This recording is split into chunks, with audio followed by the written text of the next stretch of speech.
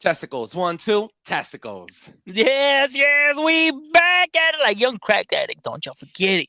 That is right. Ooh. Welcome back, everybody, to this amazing fucking episode. I am your fucking humble host, Trebles Garcia, and this right here, my man to the right, the man of the fucking hour, the best co-host in the motherfucking planet, Big Tank. Salute, my boy. Salute. Darth Vader himself is in the building. Professor STD with that shit talking the Greek is here. Wait, how many fucking names do you have now, dude? This is Paranoid Radio Podcast, the best show with the best content for the best fucking listeners. You, the probers, Probe Nation. That is right. Now, today we have a fucking doozy for all of y'all, but, I don't know if you heard. The randomizing machine has a new fucking sound. Big Time, please let them know why. Oh my fucking okay. All right, so before you guys get any opinion, no, we didn't get our tax money, and that's why we're able to spend a little bit more. All right, so we had ordered this eons ago, and this guy ordered it 9 months ago, precisely 9 fucking months ago, through the Wish app, and now we got here. Exactly. Okay, but here's a fucking funny ass backstory: is I ordered it through Chinese. Hey, everything's good through China, but I didn't know that they were outsourcing from Ukraine. Wait. Oh my! So as you can see, you see how tense everything is right now. So Russia kind of held it at the border, or what? Yeah, I'm like, hey, I need my shit. I had to go over there and tell what's his name. Hey, fool, let this shit pass through, homie. What's his name? Putin. Puny. Putitis. Hey, well, Putitis. ¿Sabes qué, carnalation? I need my partition now. All right. Well, guys, you know what's up already.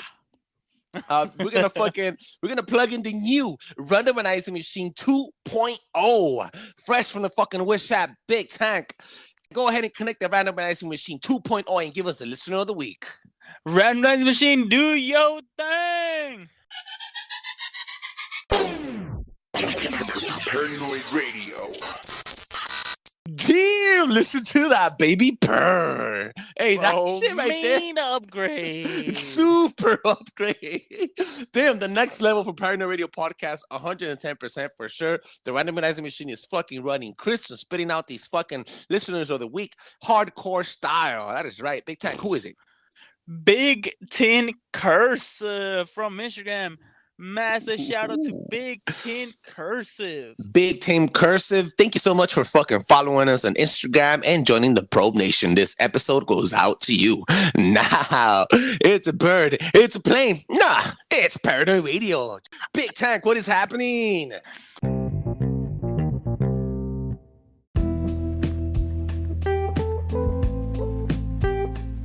What is happening, my people? You guys know the deal. I'm gonna give you guys 2 stories, and I want you guys' official 2 cents. I'm gonna be honest. Okay. I'm tired of depositing to the bank. Mm-hmm. I am going to the bank of knowledge, but I'm tired of depositing. Hey, I'm tired. Let me go to carrying all these cents. Well, let me go to a bank of knowledge. Best believe it. What you got today? So, believe it or not, how many of you guys think that plants are alive? Not the whole sense of them breathing in and out, is them to do stuff, but alive. Like everybody knows they're alive, dick. Like what the fuck? Obviously, dick. They're an organism that moves. But yeah. I mean, plants actually doing something about it. So there's this small village in the Philippines that, believe it or not, hashtag go look this up, was actually wrapped by a couple of trees. Okay. So they are testing it back, and when it comes down to, the roots started uprising, and a lot of the structures were taken down. Okay. But that happens here all the time. No, it's not the same. We see a root come out, yes, but not a movement of roots. We'll see it pass over time. The sidewalk popped up. I'm talking about almost physical evidence of the tree having its own willpower and bringing it down. Whoa. Hashtag go look it up. Like nature kind of saying like, nah, bitch. Yeah, you hold the fuck up. Yes, that's exactly my point. That is why it's most interesting. Go look it up. As of right now, there is no video that I was able to find. It's just something that came up. But definitely go hashtag look it up. Hashtag look it up. What you got for number 2? On to the next one. So, if you guys don't remember, I'm actually making this a little bit of a trend. I actually brought it back up when we had one of our great, nothing but paranoid radio royalty, Kaz himself. I actually brought up the story where we were talking about this Chinese city that was making these metal wolves creatures to scare off the bear. Japanese tentacle porn. I remember Japanese tentacle porn. So if y'all remember, go check out that episode. I believe that was season 2. I think it was Serial Liquidators. Check it out, my people. Definitely go check it out. So, follow up. They are still using it, and now they have even more and more. So they almost even have. What was the original story? Wolves. The original story was they were building metal wolves to guard from real wolves or from bears. I don't remember correctly. No, from bears. They were guarding from bears, and at the beginning it was just a couple, and they like fully automated. They would just make noise, hear stuff here and there. But now it's been so effective that they put a whole pack throughout. Wow, that's how good it's working. Hey, I've never seen that done anywhere, especially for any problems. For example, I mean, shit. What's a really good problem? Let's say downtown LA. Alright, what if for all that we know they started making metal, I guess, hot circling to start scaring the rats down below. Or coyotes, because we also have an infestation of coyotes up in the fucking Hollywood Hills. Exactly. So what if I don't know, what if we started putting fake mountain lions or coyotes or something, you know what I mean? Or wolves or something to scare them off. So could you imagine, hey, these people are doing something that, you know what, it's better than saying to kill off an animal by scaring them. So I mean, hey, outside the box thinking 110%. That's definitely a story. It's happening. So, if you guys like it, cool. If you guys don't, I really don't care, because I'm your Professor SCD, and now we're on to your regular, normal show.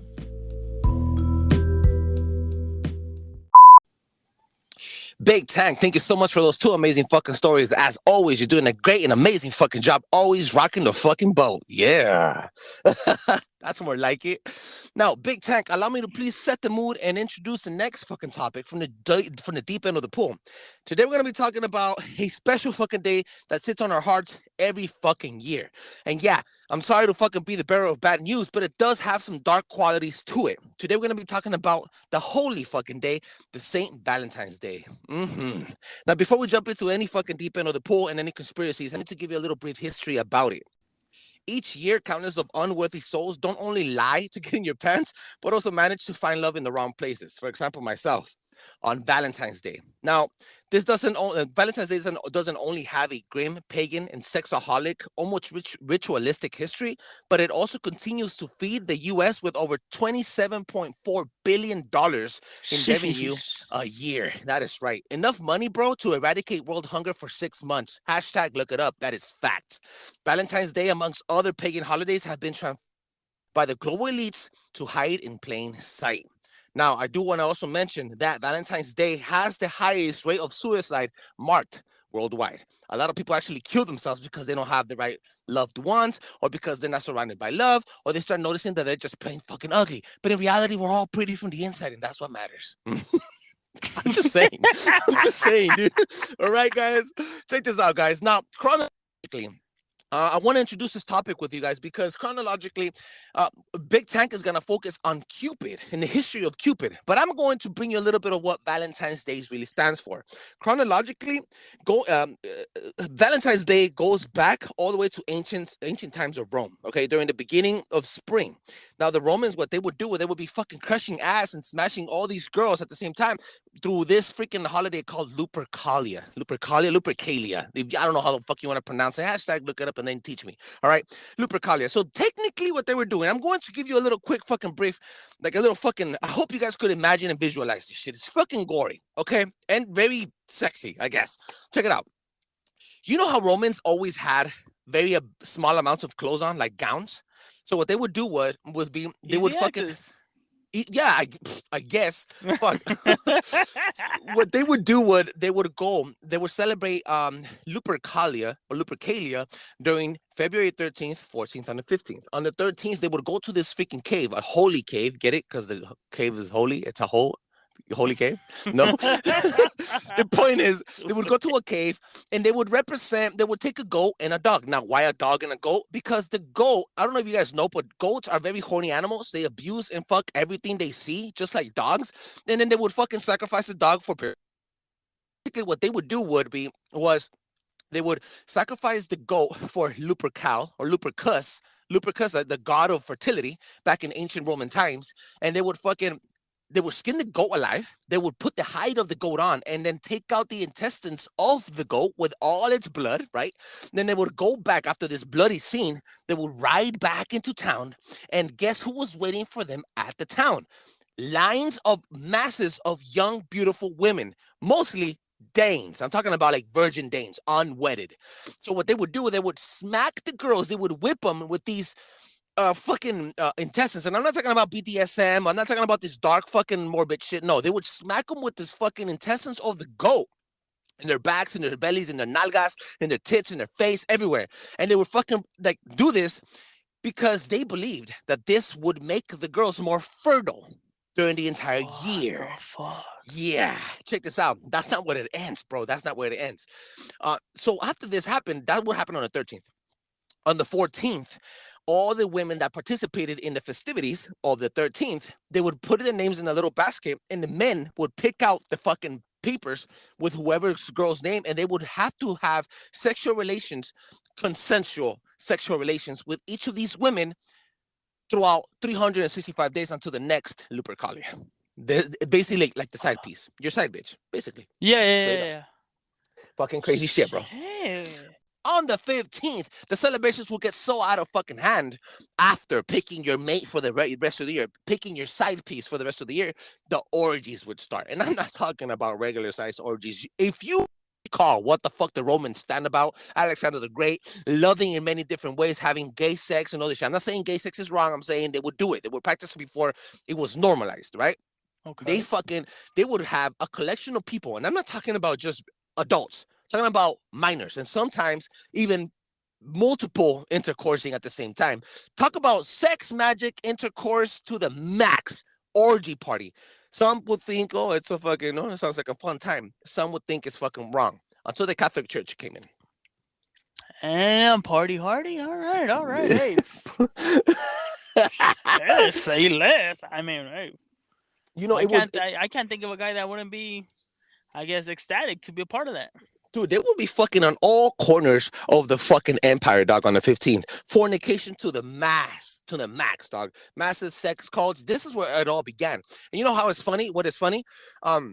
Eventually, throughout the centuries, when Augustus took over the empire of Rome, he started changing the place of Lupercalia, and they would forget about the whipping. Instead of whipping, they would start the sex scenes, like the hardcore orgies, on the 13th, and then still practice it on to the 14th and 15th. So once Augustus came, he started perverting the idea even more. Now, he said, hey, enough of that. Let's go kill a goat. Let's just make it happen. Let's just why even do the fucking ritual? Let's just get straight deep in it. Like, we're going deep, homeboy. That's it.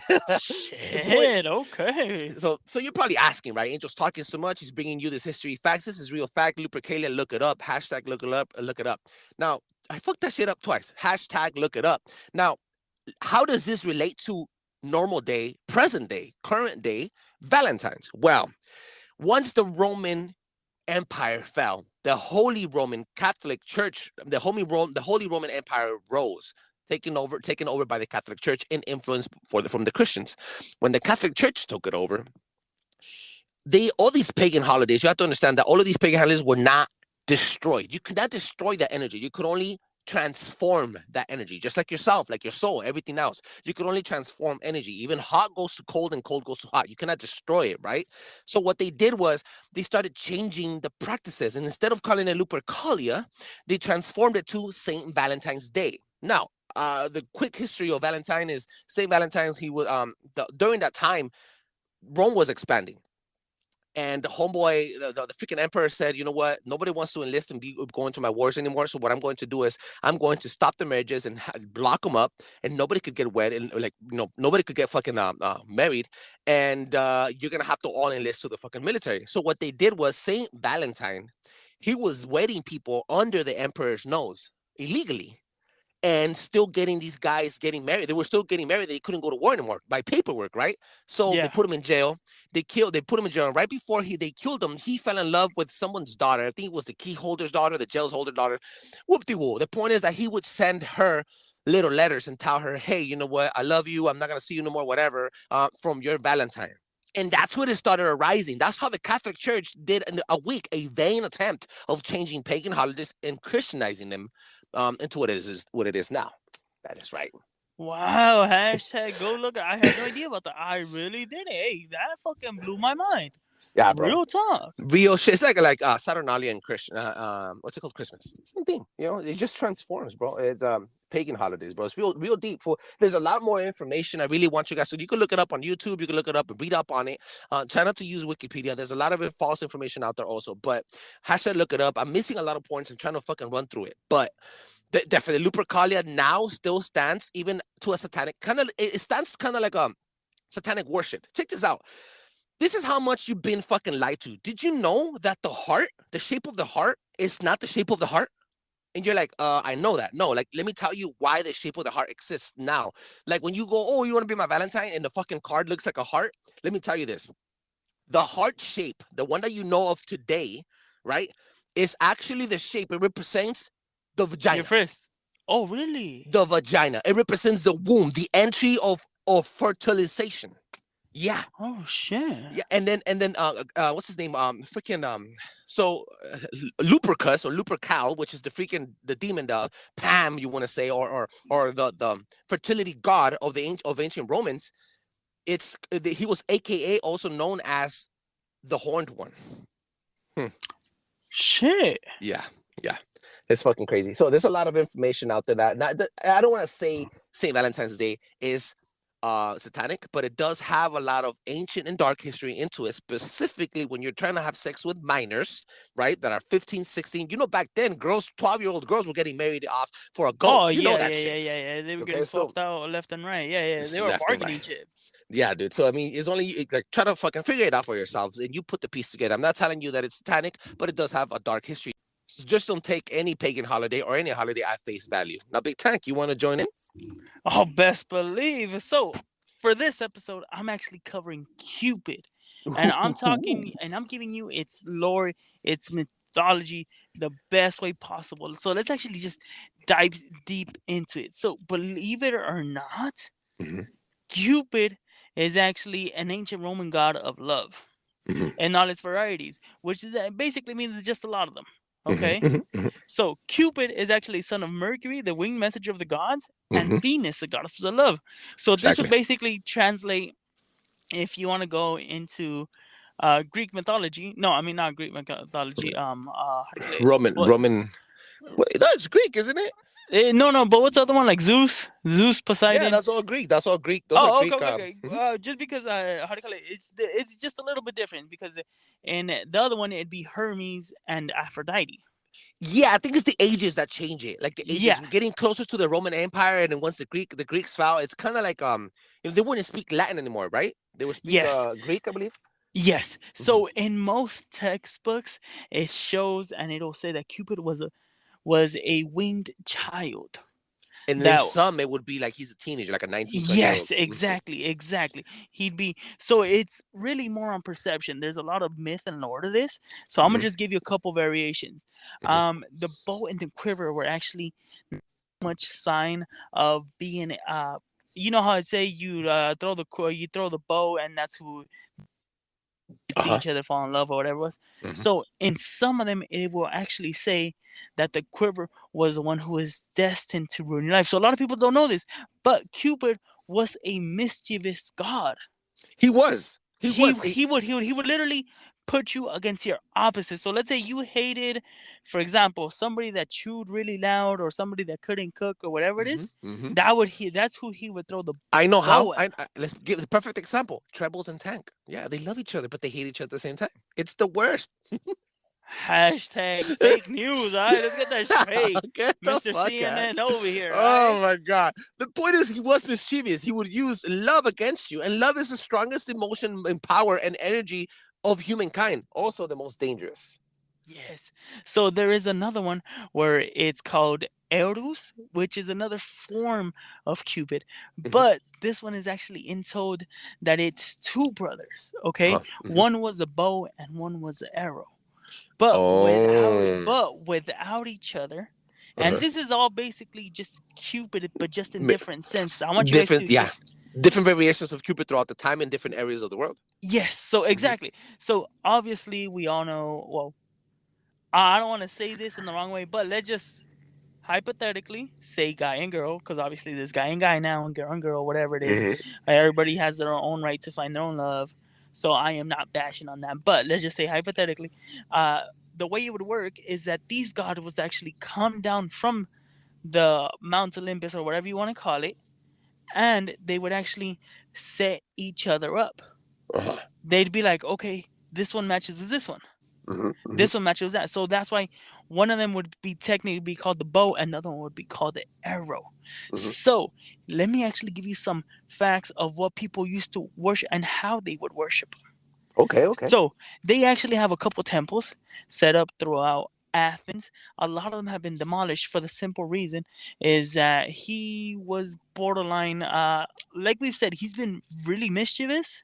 Hmm. So anybody that would pray to them, it was a shot in the Yeah, dark. he had a following. He had a following of people that disliked what he did, and then he had a massive following of people that loved what he did. Again, love is a very contradicting power, and Cupid Remember, was, love is blind.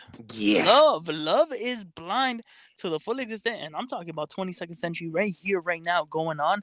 Love is blind. I mean, shit, we got sayings. Oh, la tóxica, el tóxico. Oh, yeah, and in reality, you know what, fool? Like, I'm going to address that right now. But right before let me finish off with Cupid. Cupid was not a wimpy god. He was not a fucking a little tiny god. No, no, Cupid no. was understood to be a very powerful fucking god. One of in these his most time. powerful gods. Yeah. Let's be honest. I mean, I'm not telling you, hey, he's biggest and baddest, but he definitely had his own weight and power to himself. And now, you said something about la tóxica and el tóxico. You know what? You got me fucked up, bro. I have to fucking say this shit out loud, and I hope you guys don't get offended. But how the fuck you gonna call the guy for, look, if you're a dude that works all day, you come home and your girl has fucking the beans and the little fucking eggs and the little tortillas with the cheese ready for you to eat, even if it's a humble fucking food plate, like a plate of food, right? But it's cooked from her, waiting for you to eat. Dude, that's a wife material girl right there, bro. And she fucking gets jealous because you're flirting and you're being a fucking dog. That doesn't mean she's a toxica, dog. It simply means you're done fucking up. You know what I mean? Same with the fucking guys. Just because, you fucking come late from work and you got 30 minutes to get there, you get there at 35 minutes, she goes crazy on you. Like, yeah, come on, dude. Like, bro, I don't know how to tell. Man, fuck this. Bro, you got some personal issues. Hey, this went from textbook letting people know to Dr. Phil, please come help me out. Dog. Toxicas and toxicos are probably the people that really fall in love with you and actually really care about you. Now, if she's chasing you around like a freaking crazy ass, then that's something different. Same with the guys. There are some fucking crazy dudes out there. But I'm just saying, guys, appreciate what you got. It's fucking Valentine's Day. And, well, I think this episode was really eye-opening on what Valentine's Day represents and what my issues are now. Very therapeutic fucking episode. Whatever, well, dude. All right, before we finish this, let me at least finish a couple of occults or a way to worship Cupid was. Okay? So they would actually gather and they would actually want you to offer up something that meant the most to you, and it couldn't be physical. Now that sounds toxic. I think Cupid's a toxic motherfucker. Yes. So in order for Cupid to grant your wish or any of his quote unquote alternate versions, as you want to call it, you Uh-huh. would have to offer something not physical, but something that you basically wouldn't do, which is well, a lot of in Hispanic culture is called demanda. So you Mhm. give up something or you promise to do something in order for that, for a certain saint or healer Mm, to talking about help you out. rituals, huh? All right. Yes. Okay. So this has actually stood the time and tradition. At a certain point throughout the year, they actually still do this and practice this in Wow. Athens. So for y'all that don't know, hey, if you're looking maybe that for that one true love, or maybe you want to get this person to look at you, Mm-hmm. I'm not saying fly all the way out there, but it's definitely a possibility for somebody that might be out of your league. Yeah, stop trying to be so All fucking toxic. Damn. right. There we go again. Oh my. Everybody, again, thank you so much for fucking joining us. You know, as always, we're bringing you the fucking heat, dropping the fucking bombs. Big Tang, let them know where they can find you. Catch me at EKNAT626. Once again, EKNAT626. Where my love has not reached that level or had any issues so far. If she drives a white car, she's toxic. Whatever. Statistically, hashtag look it up. What if I drive a white car? If you drive a white car, you just dead ass toxic, bro. That's it. Watch yourself. Watch Hey, yourself. if they drive a black car, don't trust them with their social security because they gonna fuck it up. Dick. You can find me at Trebles Garcia, Trebles Garcia on all social media platforms. Guys, drop 5-star reviews on Apple Podcasts and drop 5-star reviews for free on fucking Spotify. Check us out at paranoidradio.com, paranoidradio.com. We fucking love you. Thank you so much for fucking joining us back. This is Valentino. Catch us next fucking week with a phenom back in the fucking house with a serial killer episode. Stay fucking tuned. Big Tank. See you later. Thank you so much, bro. Next time.